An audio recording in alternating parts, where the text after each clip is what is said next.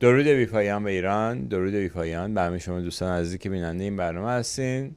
در خدمت پدر عمر گرامی هستم با دومین برنامه از مجموعه آیین مهر با هومر آبرامیان. میریم پیش پدر عمر تا بشنویم از زبان ایشون بقیه داستان آیین مهر رو. هومر جان درود بر شما. با درود و آفرین بر تو افشین بسیار گرامی و با درود و آفرین بیشتر به دانشپژوهان جوان و جویندگان دانش که در این رشته برنامه ها ما رو همراهی می‌کنند. در نشست پیشین گفتیم که مهر یا خورشید در سنجش با توپال ها زر و در سنجش با جانوران شیر است. این همان شیر است که در سنگنگاره تخت جمشید بر پشت گاوی پریده و در کار پاره کردن اوست. در اینجا گاو نماد زمستان است و اسب و شیر هر دو نماد تابستان.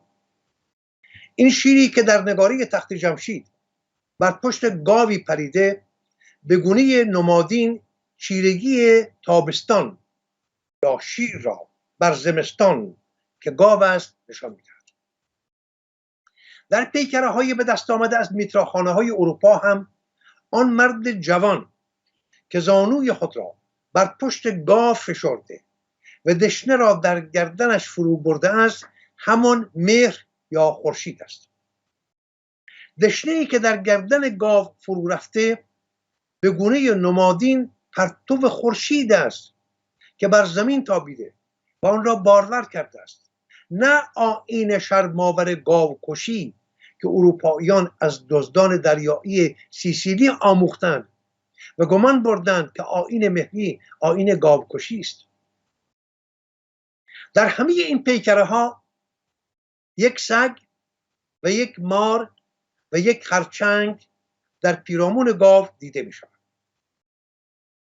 سگ از جانورانی است که ایرانیان باستان از دیر زمان ارزش آن را شناختند و در کار و زندگی یار و انباز خود کردند.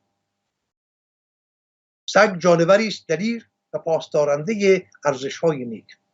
در اوستا سگ در رده اسب و شتر و گاومیش و خروس بسیار ستوده شده است. در دینکرد که یکی از دیگر نامه‌های دینی ایرانیان است، درباره سگ سخنی هست که پیشتر در برنامه‌های دیگر برای شما خواندم. امروز یک بار دیگر می‌خوانم. ارزش بسیار دارد این. سگی که همیشه پاسبان گله است خوب می‌داند که بره‌ای در میان گله از آن کدام مادر است. خود شبان شاید ندارد ولی سگ می‌داند که این بره از آن کدام مادر است. هرچند هوا ناسازگار باشد و باد و دمه رنج رساند، سگ از نگاهداری گله روی نگرداند و آسیب ناگهانی را دریافته گوسپندان را از گزند طوفان برهاند. در هنگام روز گله را به چراگاه راهنمایی کند و پاس بدارد که همان گوسپندی از چراگاه بیرون نشود و یا به چراگاه همسایه در نیاید. در شباهنگام کارش دشوارتر و سختتر است. شب را بیدار می‌گذراند، به جایگاه خود نمی رود و هیچ گونه آسایش نمی پذیرد. شوربختانه پس از اسلام سگ از جایگاه والایی که نزد ایرانیان داشت فرو افتاد و در رده نجس ها جا گرفت، نجس شمرده شد. در این پیکره بودن سگ در کنار میترا نشان دهنده نیروهای نیک مزدائی برای پاسداری و نگاهبانی از داده های زمین است که در پی فرو رفتن دشنه میترا در گردن گاو یا تابش پرتو خورشید بر زمین پدیدار می شود. جانور دوم مار است که چندین ویژگی دارد. این رو هم در برشنامه گفتم، یک بار دیگر در اینجا خواهم گفت. نخستین ویژگی مار پوست اندازی همه ساله اوست که پوست کهنه را از خود دور می کند و پوستی نوین به تن می کشد. در فرهنگ ایران این پوست اندازی نماد نوشوندگی و نوزایی و به گفته اشو زرتشت ورجاون فرشکرد و به گفته اروپاییان رنسانس است. پوست اندازی مار چند پیایند نیک دارد. نخست اینکه پوست نو بر جای پوست کهنه می نشیند. دوم اینکه به مار یاری می رساند تا انگل‌های گوناگون را از خود دور کند. مارگونه بودن یکی از آرمان‌های دیرین نیاکان فرمند ما بود تا بتوانند پوست اندیشه‌های فرسوده را همه ساله از خود دور کنند و خود را از آسیب انگل‌های کهنگی و یا باوری‌های دینی دور بدارند. واژه فرشکرد یا فرشوکرتی در گرامی‌نامه اوستا به چم جهان نوساخته و در سرودهای زرتشت به چم نوشوندگی و نوسازی جهان است. به پاس همین نو شدن همه ساله مار است که آن را نماد بهزیوی و درمان دانستند. دکتر شاهین سپنتا، پژوهشگر و ایرانشناس نامی، در پاسخ به پیشنهاد جایگزینی سیمرغ به جای مار در نماد دارو و درمان می نویسد: مار در نشان جهانی دارو و درمان که جامعه پزشکان، داروسازان و دامپزشکان با اندک تفاوت‌هایی آن را به کار می‌گیرند، یکی از نمادهای آیین مهر است و با باورهایی که مار را از شمار خرفستران یا جانوران زیانکار، حشرات، اهریمنی می‌داند، ارتباطی ندارد. یعنی مار با این خرفستران یا حشرات یا دیگر جانداران آسیب رسان پیوندی ندارد، وارون برخی از زرتشتیان که چنین میپندارند.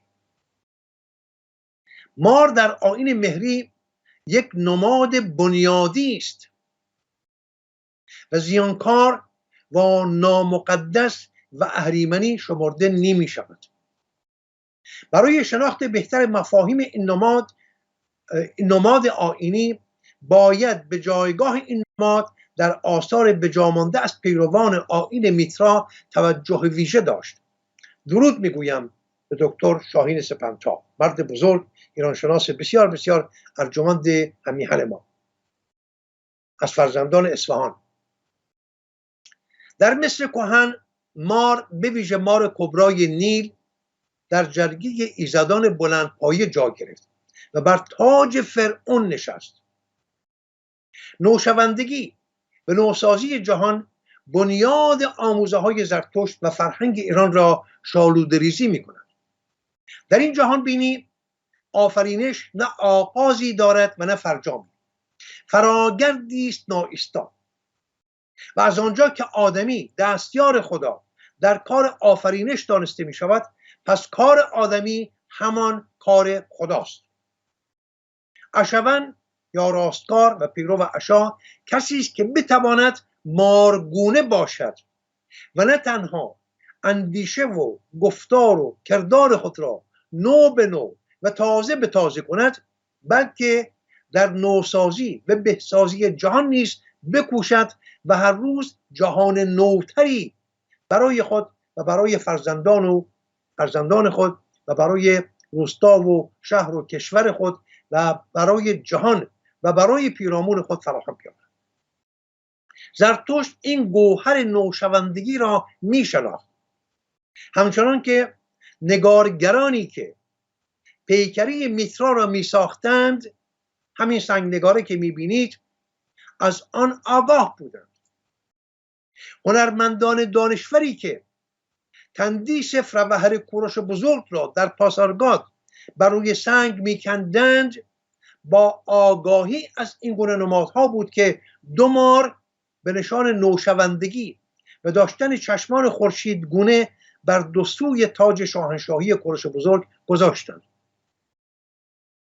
در اینجا مار در کنار خون گاو جا داده شد تا نشان دهنده نوزایی و نوشوندگی زمین و پویش ناایستای آفرینش باشد. کاری به خونریزی ندارد. مار در کنار یک ردی خون که جاری شده است از گردن گاو. ببینید، دوم اینکه مار با چشمان خورشیدگونه خود میتواند راه خویش را در ژرفای تاریکی بیابد. این بزرگترین آرمانی بود که ایرانیان از نخستین گامه‌های شهریگری داشتند. آرزوی اینکه بتواند همانند مار با چشمانی دورنگر و همیشه بیدار شایست از ناشایست بازشناسند و در چاه نادانی نیفتند، آنچنان که ما مردم ایران در سال 57 افتادیم در چاه نادانی های خود و آتش به خرمن هستی خود زدیم. نیچه، فرزانه بزرگ آلمانی، در سرآغاز چنین گفت زرتشت به این مار نگاهی دارد، آنجا که میگوید زرتشت 30 ساله بود که زادبوم و دریاچه زادبوم خویش را ترک گفت و به کوهستان رفت. اینجا با جان و تنهایی خویش سرخوش بود و 10 سال از آن آزرده نشد، ولی سرانجام دلش دگر گشت و بامدادی با سپید دم برخاست، برابر خورشید گام نهاد و با او چنین گفت: ای اختر بزرگ، تو را چه نیک بختی می بود اگر نمی داشتی آنانی را که روشنیشان می بخشی. تو 10 سال اینجا به غارم برآمدی. اگر من و عقابم و مارم نمی بودیم، تو از فروغ خویش و از این راه سیر می شدی. دیگ ما، یعنی من و عقابم و مارم، هر بامداد چشم براحت بودیم. سرریزت را از تو بر می گرفتیم و تو را بهر آن سپاس می گذاشتیم. ببینید، به روشنی پیداست که عقاب یا شاهین همان فروهر و مار همان فرشگرد و خواست نوشوندگی است که جانمایه آموزه های زرتشت است. برخی از مهرشناسان مار را در این پیکره نماد گذشت زمان و برخی دیگر مانند زندۀاد احمد حامی، مرد بزرگی که من یکی از شاگردان بسیار بسیار کوچک او بودم، نماد زایندگی و باروری نیست دانسته شده است. جانور سوم کژدم است که بیشک یک باشنده اهریمنی است. در این نگاره کژدم بر زهار یا آلت تناسلی گاو چسبیده و میخواهد با نیش زهرآگین خود زمین را از باروری و آبادانی باز بدارد. در این نگاره سگ و مار از یاران نزدیک و همکاران مهر و کژدم از یاران اهریمن است. ولی نکته بسیار شایان ژرفنگری اینجاست که دم کژدم رو به بالا و آماده نیش زدن نیست، بلکه دمش پایین و در راستای زمین است. این نشان می‌دهد که اهریمن نیروی خود را در برابر خورشید از دست داده و توان آسیب رساندن بر زهار گاو و بازداشتن زمین از باروری را ندارد. نوروز است. هیچ نیرویی در برابر آن نمیتواند بایستد. در برخی از نگاره ها از جای دشنه مهر بر پشت گاو یا از برخورد تیغه روشنایی با زمین خوشه گندم و بوته مو رویده و باروری زمین آغاز گشته است. ببینید، این اندیشه های زیبا رو برابر بگذارید با اون اندیشه های گاوکشی. اروپاییان گفتند و نوشتند که اون مردی که پریده سوی گاو این خود میتراست که گاو رو میکشد. آیین گاوکشی. هیچ نگاه نکردن به این رازوارگی ها. در نگاره‌ای که در دیرینکده کارلسروه نگاهداری می شود، میترا با کمان خود ابرها را نشانه گرفته تا ببارند و بر سرسبزی و خرمی زمین بیفزایند. در سوی راست آسمان در این نگاره نیمتنه زن بسیار زیبایی در میان کمان دیده می شود. آن کمان ماه نو و آن زن زیبا ماه پر است. در سوی چپ در آسمان در بالای سر مهربان خورایی یا مشرقی چهره دیگری است با تاجی بر سر که 7 کنگره دارد. این نیز نماد خورشید است، همان مهر. اگر اندکی ژرف بنگرید در این نگاره، این همان نگاره است که از آن تندیس آزادی را ساختند و در نیویورک برپا کردند.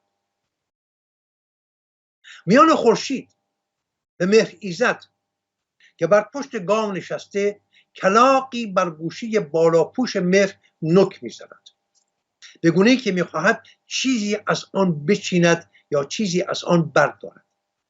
این کلاغ را در نگاره دیگری هم از مهر می‌بینید.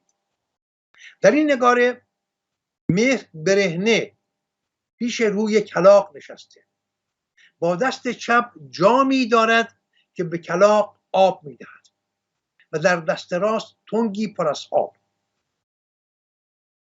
در اخترشناسی کلاغ را در پیوند با ستاره تیر و نماد هوا و باد می‌داند.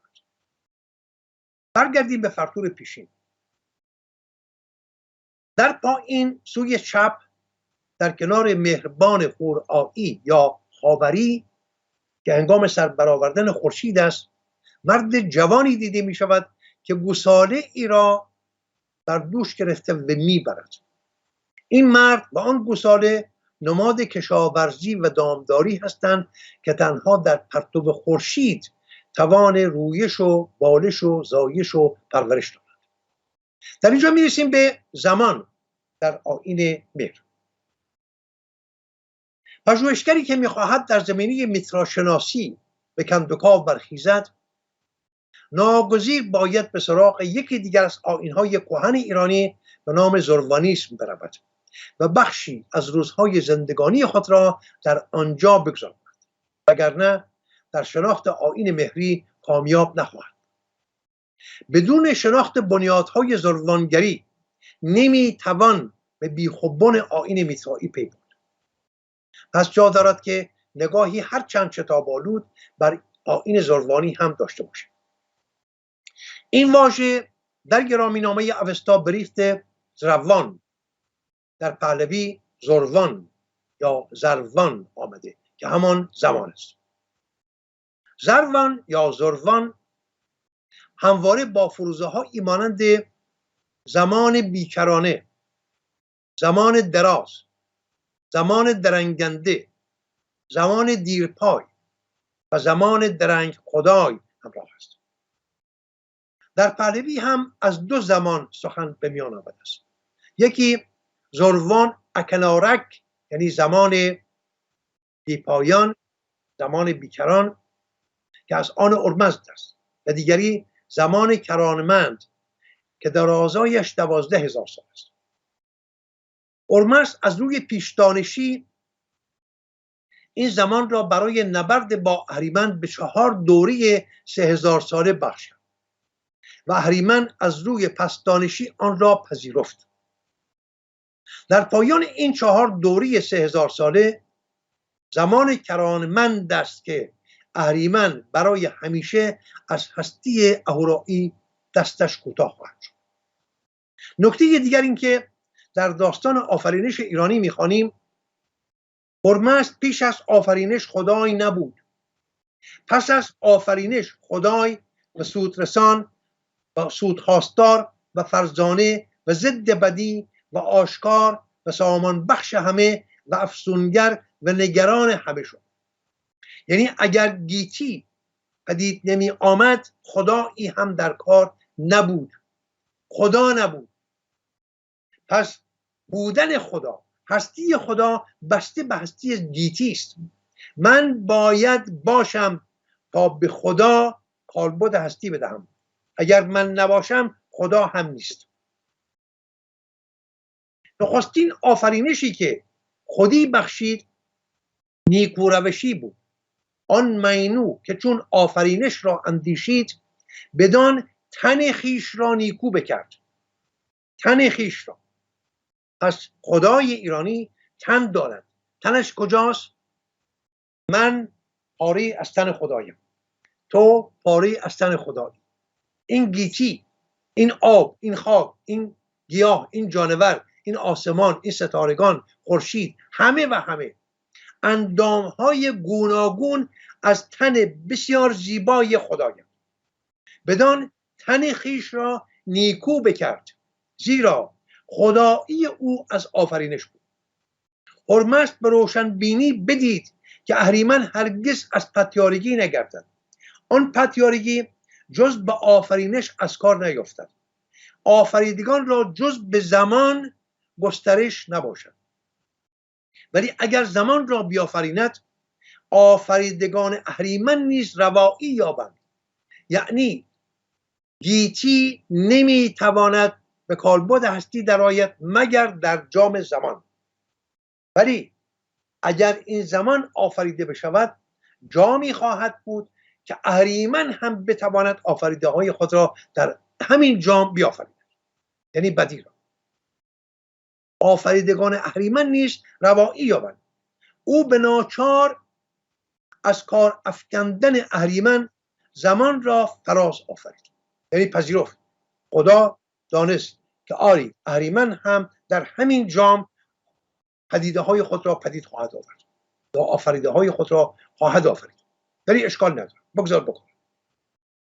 آن را سبب این است که اهریمن جز به کارزار از کار نیفتد. خب می رویم به کارزار. خدا با خود اندیشید که من در این جام زمان آفریده های نیک خود را خواهم آفرید.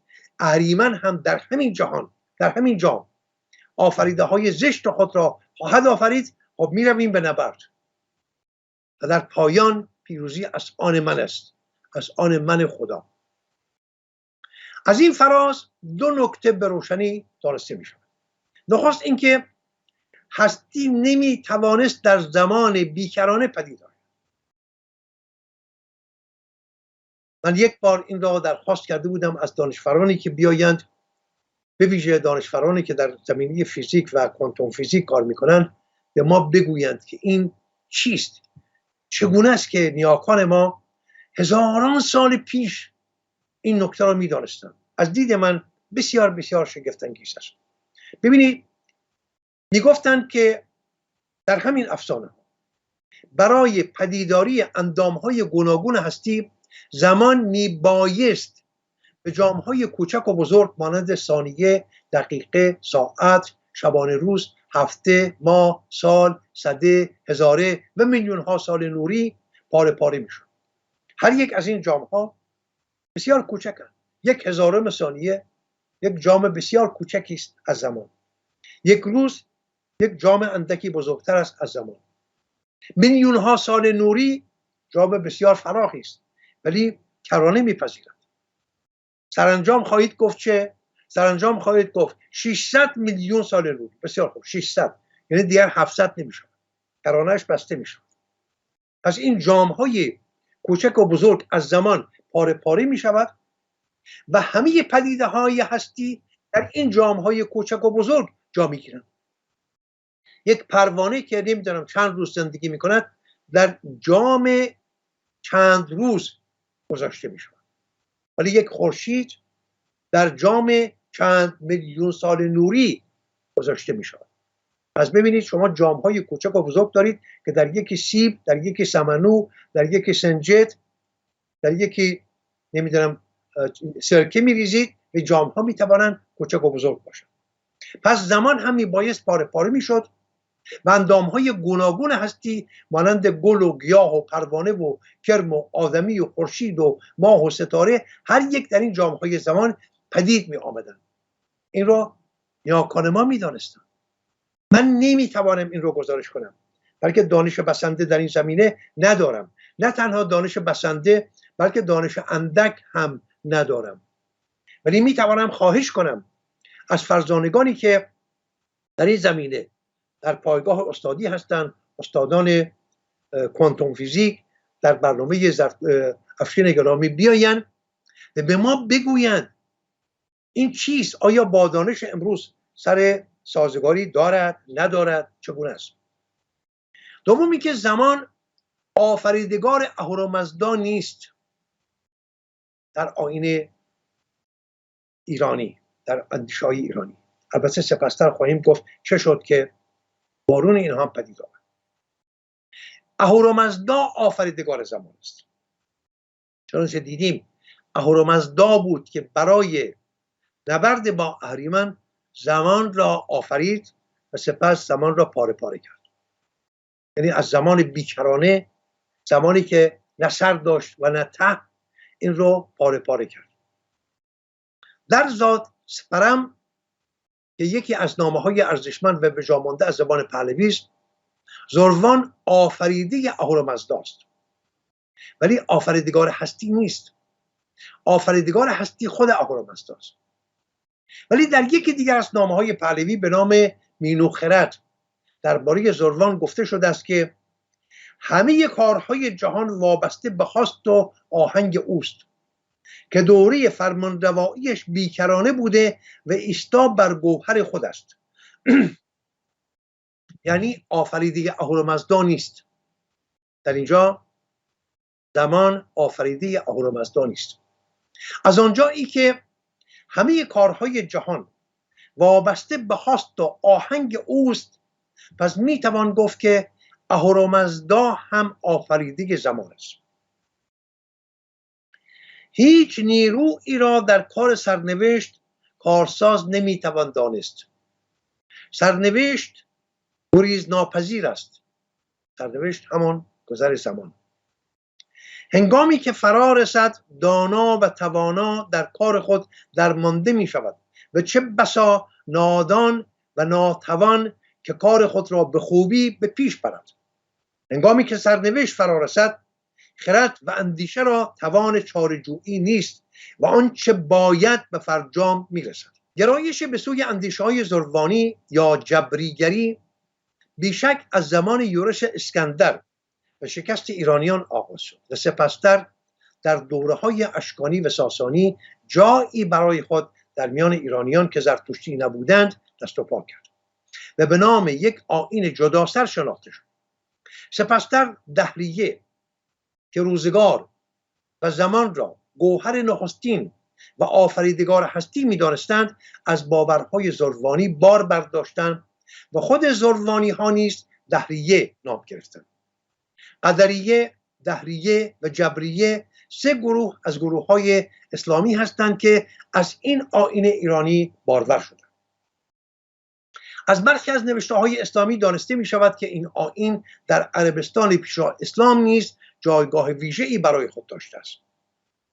در مجمع البحرین آمده است در خبر است که جمعی در زمان حضرت رسالت از پریشانی وقت شکایت کردند و از شدت زمانه و مشقت ایام گله نمودند و در اثنای شکوه و گله زمانه را بد گفتند و دشنام دادند که بدا روزگارا که ما در وی گرفتاریم.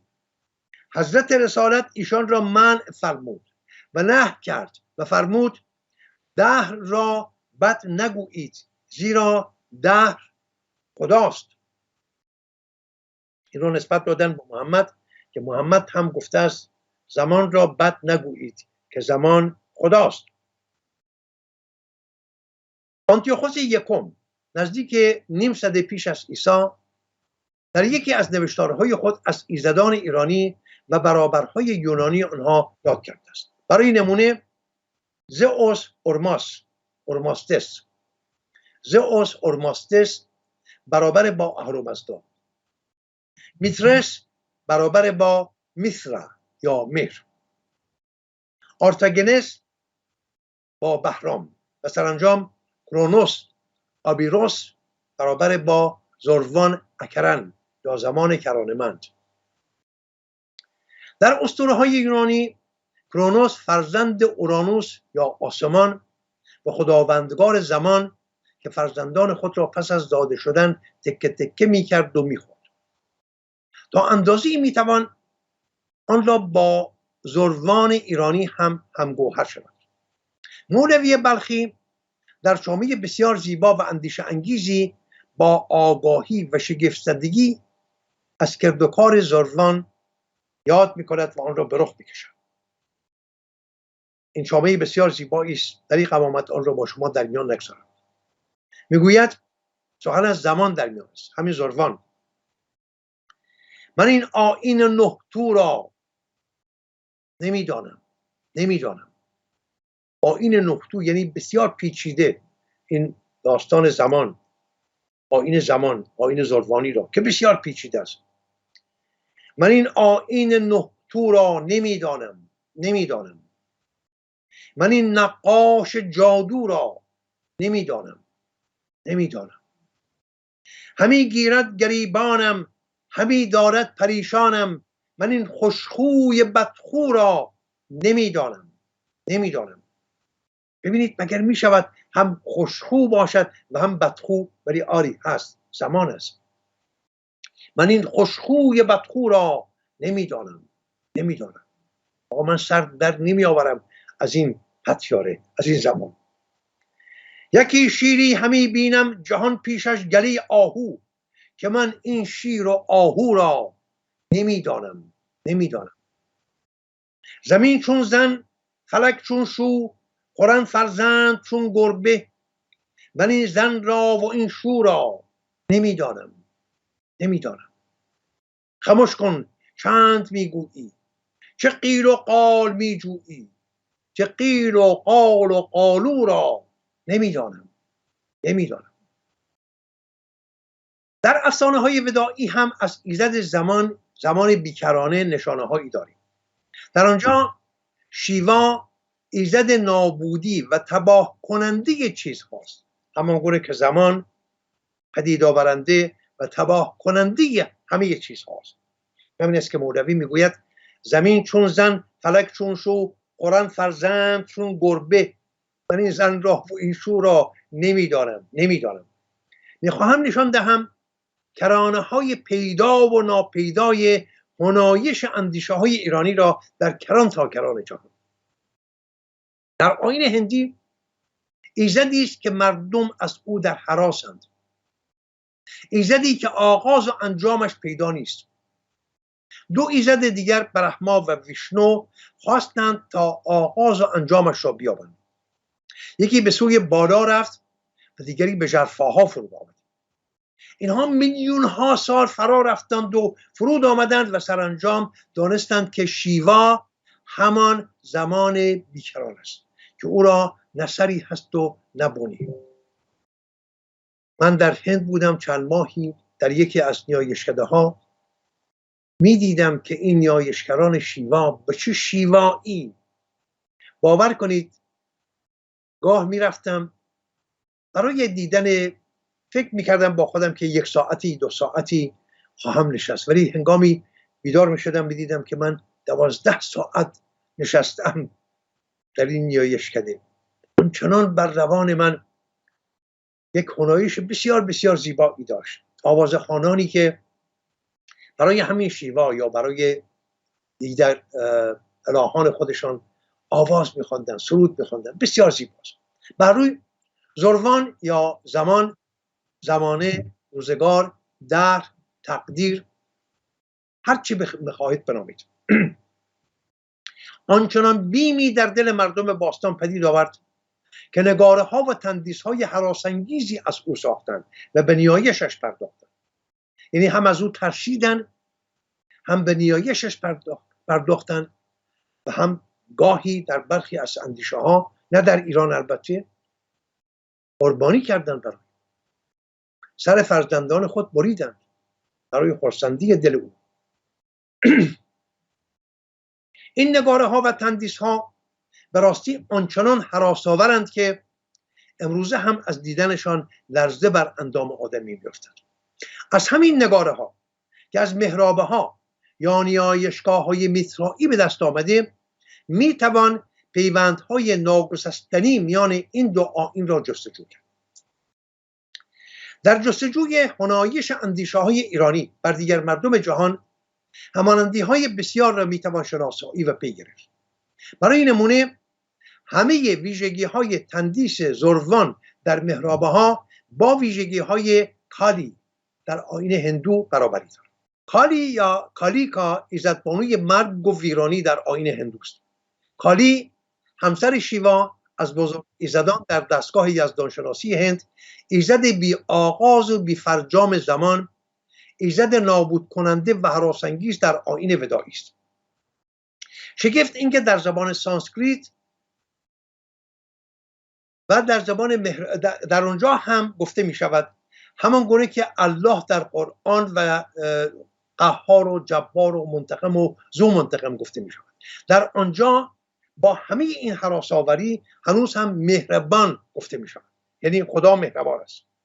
در اینجا در اسلام هم خدا هم مذل است، هم منتقم است، هم قهار است، هم جبار است و سرانجام الرحمن الرحیم است. برتری شیوا بر الله این است که شیوا جهش و جنبش همه اندامهای گیتی و رویش و بالش گیاهان و زایش و میرش زیستمندان را رقص می‌داند و خودش هم همراه با این رقص کیهانی می‌رقصد. یکی از انگیزه هایی که زمینه فراهم می‌آورد که من از این نیایشکده های هندی بیرون نروم همین رقص بود. با همین رقص شیوا همه چیز را پدید می‌آورد و همه پدیده ها را با همین رقص نابود می‌کند. چنانچه گفتم من چند سالی پیش برای یک کار پژوهشی به هند رفتم و نزدیک به 4 ماه در شهرهای گوناگون زیستم. در همان زمان کوتاه بسیار چیزها آموختم. بیش از آن رقص هندی مانند دیگر رقص‌های مدرن یا کلاسیک جهان از دید من یکی از هنرهای زیبای هند پنداشته می‌شد. گمان می‌بردم که رقص هندی هم چون در برخی از فیلم‌های سینمایی می‌دیدیم، از دید من رقص هندی هم رقصی بود همانند دیگر رقص‌های جهان، رقص‌های مدرن یا رقص‌های کلاسیک. بسیار هم دوست می‌داشتم. ولی در مومبئی به تماشای یک فستیوال رقص فرا خوانده شدم. این را بسیار بایستی می‌دانم با شما در میان بگذارم. این فستیوال یا این جشنواره رقص 10 شب پیاپی برپا بود. پس از فرونشست خورشید که هوا تاریک می‌شد تا بامداد، تا برآمدنگاه آفتاب. در آنجا بود که دانستم جانمایی رقص هندی از بیخوبون چیز دیگری است. دانستم چه لغزشی بزرگی داشتم، اشتباه بزرگی که گمان می‌بردم رقص هندی هم مانند دیگر رقص‌های مدرن یا رقص‌های کلاسیک است. دختر یکی از بزرگترین بازرگانان هند که دوست نزدیک میزبان من بود، با داشتن بالاترین دانشنامه دانشگاهی در رشته دادگویی یا وکالت، یکی از رقصندگان آن فستیوال 10 شبه بود. این دختر بسیار زیبا و بسیار فرزانه و بسیار هنرمند و استاد جوان او که یک جوان بسیار بسیار خوشچهره و خوشریخت و فرهیخته و بسیار سختگیر بود، این دو با هم آنچه را که دیدم در آن 10 شب باورهای پیشین مرا از بیخوبون به هم ریختند. آنجا بود که دانستم رقص هندی یکی از هنرهای زیبا برای سرگرمی نیست، بسیار فراتر از هنر است. رقص هندی نمایشگر یک فرزان، یک فلسفه و یک جهانبینی بسیار کهن و ریشه‌دار و یک باور بسیار ژرف و پردامنه و سرشار از رازوارگی‌های تو در توست. همان گونه که مولوی گفت من این آیین نهتو را نمی‌دارم، بسیار تو در تو. آن که می‌رقصد با باوری ژرف به رقص کیهانی و هماهنگ با همه اندامهای گیتی همراه با خود شیوا می‌رقصد، همراه با خورشید، با ماه، با ستاره، با رویش و بالش گیاهان، با خود شیوا می‌رقصد، برای خرسندی دل شیوا می‌رقصد تا خود را با هنجار آفرینش و با جهش و جنبش گیتی هماهنگ بسازد. رقص هندی گونه ای نیایش است، نماز است، نیایش هستی و بابون هستی و با ریتم کیهانی یکی شدن است. شیوا با زروان ایزد زمان در اندیشه‌های ایرانی همانندی‌های بسیار دارد. برای نمونه سر شیر در نگاره زروان، شیوا هم شیری یا ببری را میکشد و پوستش را به تن میکند. زروان دارای سرشت زنانگی و مردانگی است. زهار یا دستگاه زهوزاد هر دو را در کنار هم دارد. هم دستگاه زهوزاد نرینه و هم مدفینه، هر دو را دارد. شیوا نیز چنین است. دو نشان همبسته، یکی لینگا که زهار مردانه و دیگری یونی که زهار زنانه است. این هر دو را در کنار یکدیگر دارد که نیروی آفرینش و زایندگی شیوا را نشان می‌دهد. گرداگرد پیکر هر دو ماری چنبر زده است. باز هم سخن از مار در است. هر دو با آتش سر و کار دارند و بسیار نکته‌های همانند دیگر. اگر فرنام‌ها و فروزه‌های شیوا و زروان را کنار هم بگذاریم، در آنجا هم همانندی‌های بسیار خواهیم دید. برای نمونه فروزه‌های شیوا اگهر، هراس‌آور، زروان هم هراس‌آور است. الله نیز این ویژگی را دارد، هراس‌آور است. جبرئیل در نخستین دیدار به محمد به او میگوید ای پلاس پوشیده برخیز و بترسان. در دین اسلام تنها ترس است که باید بر مردم چیره بشود. فروزی دیگر شیوا از فروزی دیگر این خدای هندو شیوا ایشان است. ایشان یعنی چیره‌گر و فرمانروا. زمان هم بر همه چیز چیره و فرمانرواست. فروزی دیگر مهشا، ایزد بزرگ. زمان نیز بزرگترین و مهندترین و کلانترین پدیده و بیخوبان همه دیگر پدیده است. و پیشنامهای دیگری همانند اینها همه با فرنامهای زروان این همانی دارند. شایان ژرفنگری است که الله نیز در قرآن با فروزه‌های مانند ملک القدوس، پادشاه مقدس، جبار، زورگو، چیره‌گر، متکبر، خودخواه، خودبین، گردنکش، قهار، بسیار چیره، سخت چیره، قابض، در مشت گیرنده، تنگ کننده، در هم شکننده، حافظ، فرا اندازنده، پست کننده، خار کننده، مذل، ذلیل کننده، خار کننده، پست کننده، قادر، توانمند، نیرومند، زورمند، توانا، منتقم، انتقام گیرنده، مکار، مکر کننده، دودوزه باز و جز اینها نام برده شده است.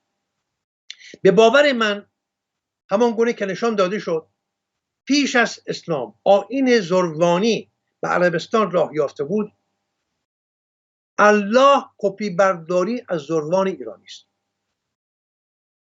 یعنی اون بخش هراس‌آوری های زمان که به گفته مولوی من این نقاش جادو را نمیدانم، زمین چون زن فلک چون شو خورند فرزند چون گربه، من این زن را و این شو را نمیدانم. این هراس از این ندانستن ها در عربستان پیش از اسلام روایی داشت و به باور من فرزانگانی این الله را ساختند و در اندیشه محمد بارورش کردند. از این رو هست که من او را پتیاره می نامم. الله را نمادی از اهریمن می دانم. در برخی از نگاره های میترایی زروان با سر شیری دژم نمودار گشته است. یکی شیری همی بینم جهان پیشش گله آهو، که من این شیر و آهو را نمیدانم. بر تاریک این شیر نگاری سر گاو و یا شیر دیگری به اندازه کوچکتر نگاشته شده، ولی پیکرش پیکر آدمی است که بر روی کره ای ایستاده است. کره نشان گیتی است. مار بزرگی 7 دور به گرد پیکرش چرخیده است. دم این مار بر روی کره و سرش آنچنان با سر شیر پیوسته است که گویی یک سر است. در یکی از نگاره ها در دست راستش دستواره یا عصا و با دست چپش بندگشا یا کلیدی را می‌فشارد و در نگاره دیگر 2 کلید در هر دو دست دارد. اکنون ببینیم که این نمادها چیستند. نمیدونم افشین جان زمان داریم که من پی بگیرم یا بگذاریم برای چگونگی چهره شیر که گاه با پوزه نیم گشوده نشان داده شده و گاه با خشم هراسانگیز نشان چیرگی و نامهربانی و دلنوازی زمانه یا روزگار است. دهان نیم باز و چانه او که به گونه هراس‌آوری به هم فشرده شده است نشان نیرومندی تباه کننده زمان است که همه چیز را به کام می‌کشد و از میان می‌برد. به گفته فردوسی بزرگ اگر باری آهنینی به پای سپهرت بساید نمانی به جای. اینجا سپهر همان روزگار یا زمان است. ماری که پیرامون پیکر زروان چنبره زده نشان دهنده گردش خورشید است بر گرانیگاه یا چرخگاه خود. در برخی از نگاره ها نشانه های نیسنگ اختران یا منطقه البروج چند زازه سختند این واژگار عربی بر روی پیکر زروان نگاشته شده و در بیشتر جاها مار 7 بار به گرد او چرخیده است. این 7 چنبری مار نشان دهنده نیسنگ اختران یا همان منطقه البروج است. چوب دستی که به دست دارد نشان توانمندی و فرمانروایی بیشون چرای اوست که سر هر چیز را سرکوبگرانه میکوبد. بر همه چیز سرکوبگرانه فرمانروایی میکند و به گونه‌ای با الله قادر متعال و سید علی خامنه‌ای این همان. بندگشا یا کلیدی که در دست اوست نشان دهنده آن است که بستن و گشودن همه درها در آسمان زمین در دستان اوست. شایان ژرفنگری است که عیسی هم به یکی از شاگردان خود به نام پتروس میگوید کلیدهای ملکوت آسمان را به تو میسپارم و آنچه را بر زمین ببندی در آسمان بسته گردد. همین کلید که در دست زروان است. عیسی میگوید من این کلید را به دست تو میسپارم تا هرچه را ببندی در آسمان بسته گردد و آنچه در زمین بگشایی در آسمان گشوده گردد. متی 16:19 برای کسانی که بخواهند پی بگیرند. و در جای دیگری به کیشبانان یهود میگوید وای بر شما ای فقها زیرا کلید معرفت یعنی معرفت چگونگی راهیابی به ملکوت آسمان را برداشته اید. کلیدها را برداشته اید. خود داخل نمی شوید و داخل شوندگان را هم مانع می شوید. یوحنای رسول نیست در باب 1 مکاشفه یوحنا عیسی را چنین گزارش میکند. اینها را میخوانم، باز یادآوری میکنم تنها برای اینکه منایش تأثیر اندیشه های ایرانی را در همه جای جهان به شما نشان دهم، از هند تا مسیحیت. این اندیشه ها همه از ایران برخاسته‌اند. میگوید پایهایش مانند برنج صیقلی که در کوره تابیده شود و آواز او مثل صدای آبهای بسیار و در دست راست خود 7 ستاره داشت و از دهانش شمشیری دودمه تیز بیرون می آمد و چهرهش چون آفتاب بود که در قوتش می تابد. اشاره به آفتاب نیمروز است. به یاد داشته باشیم که شیر نماد آفتاب است. و چون او را دیدم مثل مرده پیش پاهایش افتادم و دست راست خود را بر من نهاده گفت ترسان مباش، من هستم اول و آخر و زنده و مرده شدم و اینک تا ابدالآباد زنده هستم و کلیدهای موت و عالم اموات نزد من است. همه کلیدها در دست من است. کدام کلید؟ همان 2 کلیدی که البته در یک سنگ نگاره یک کلید در دست راست او، ولی در نگاره های دیگر 2 کلید در دستان او، در دستان زمان زروان. خب 2 بال که بر پیکر خود دارد این زروان نشان دهنده شتاب رفتار او، یعنی زمان شتابنده است. زروان با اینکه در همه نگاره ها برهنه دیده می شود ولی برهنگیش به گونه‌ای است که هرگز نمیتوان به زن یا مرد بودنش پی برد. نمیدانیم زن است یا مرد است. چرا؟ چون ماری بر اندام او پیچیده و زهارش را بسته است. مار با پیچش خود زهار زمان را پوشانده است و ما نمیدانیم سرشت این زمان در اینه است یا باطینه. ولی در برخی از نگاره ها گفتیم که هر دو را در کنار یکدیگر دارد، یعنی زهار زنانه و مردانه. بیشک این کار از روی آگاهی انجام گرفته، چرا که زروان ایزدی است خودزا که خودش را میزاید و هم سراسر هستی را در جام خود پدید میآورد و در همان جام از میان میبرد. او نیز همانند شیوا ایزدی است دو جنسی و یاد داشته باشیم که واژه خدا در زبان پهلوی نیز به چم تخم خودزا و تخم خودافشان است. این زمان است که در هستی خودش هم پدر است، هم مادر، هم زن است و هم شوهر. از این رو هست که باز نگاه میکنیم به سعودی مولوی: زمین چون زن، فلک چون شو، خورند فرزند چون گربه. چرا این را میگوید؟ در برخی افسانه آمده است که گربه 7 جوجه میگذارد و 7 گربه میزاید، یکی را میخورد. من نمیدانم این درست است یا درست نیست، چون هرگز گربه نداشتم در خانه، نمیدانم و گمان نمی کنم درست باشه، ولی به هر روی در افسانه ها چنین آمده است. اینجا مولوی با آن گربه خوری، گربه‌ای که فرزند میخورد، بهتر بود میگفتم فرزندخوری گربه، نمارش دارد که میگوید زمین چون زن، فلک چون شو، خورند فرزند چون گربه، یعنی آنچه را که میزایند خودشان میخورندش. در اندیشه‌های یونانی هم همین گونه است.